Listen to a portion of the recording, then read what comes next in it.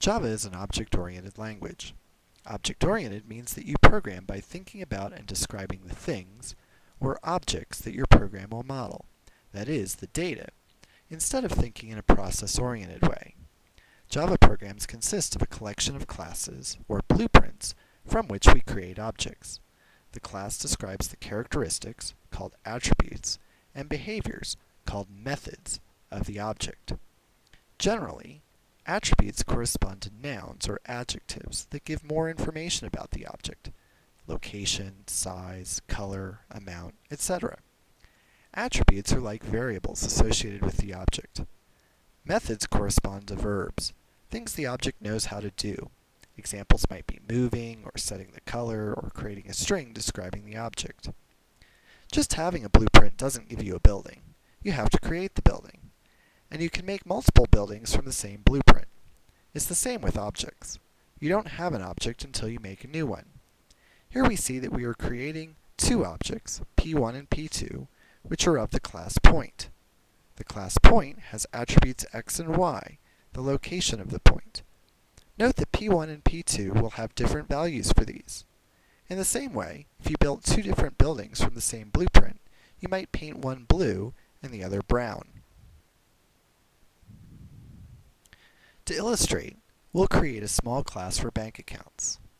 First, we think about the attributes and methods we might want to have. Then we'll write some code. For simplicity, we'll say a bank account only has an owner and a balance. You might think about account types or account numbers or all sorts of other things, but we'll keep it simple. The account will either allow you to deposit money, withdraw money, or check the balance. We start by declaring the attributes belonging to this class, owner and balance. This is like declaring variables in a method, but note the addition of private at the front. This means that these will not be visible outside the class. Instead, other classes must use methods to access or change these. At first, it seems like this makes you write more code and is less convenient. For very small programs, that's probably true, but it does make it easier to change the code later in larger programs. Suppose our bank creates a new program where they send you a text message whenever your balance gets low. If we made balance a public attribute, we might have to search many different files to look for balance changes. By making it private, we know that all changes occur in this one file, and we can simply add code here for the new feature. Below the attributes, we have a constructor method. Remember, we don't actually have any objects until we call a constructor. Constructor methods don't have a return type, and are named the same as the class. This one simply copies the owner value passed into the attribute owner, and sets the balance to 0. Note we refer to the owner attribute as this.owner. This is an implicit parameter, which is the object on which the method was called, or, in this case, the object being constructed. Many Java programmers omit the use of this, but I find it makes the code more readable, and, if you have a sophisticated development environment, it will suggest things for you after you type this dot, which makes the typing a lot faster and less error-prone. Next, we have a couple simple methods that just return the values of the owner and balance attributes.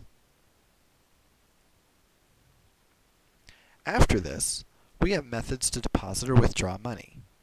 Since it doesn't make sense to deposit a negative amount, we throw an exception if the parameter amount is negative. Otherwise, we simply add it to the balance. Similarly, in withdraw, it is an error to attempt to withdraw a negative amount, or an amount which exceeds the current account balance. It's always a good idea to check and make sure parameters to a method match any assumptions that you have, especially when you are working with other programmers. Finally, we have a short method that returns a string containing the account owner and balance.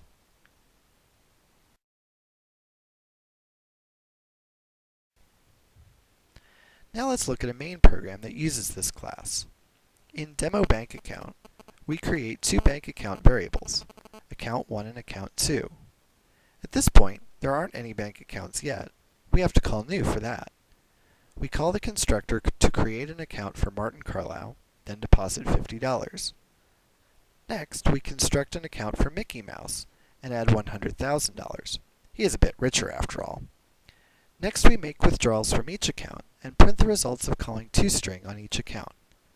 Note that each account had its own owner and balance, even though they were created from the same blueprint bank account.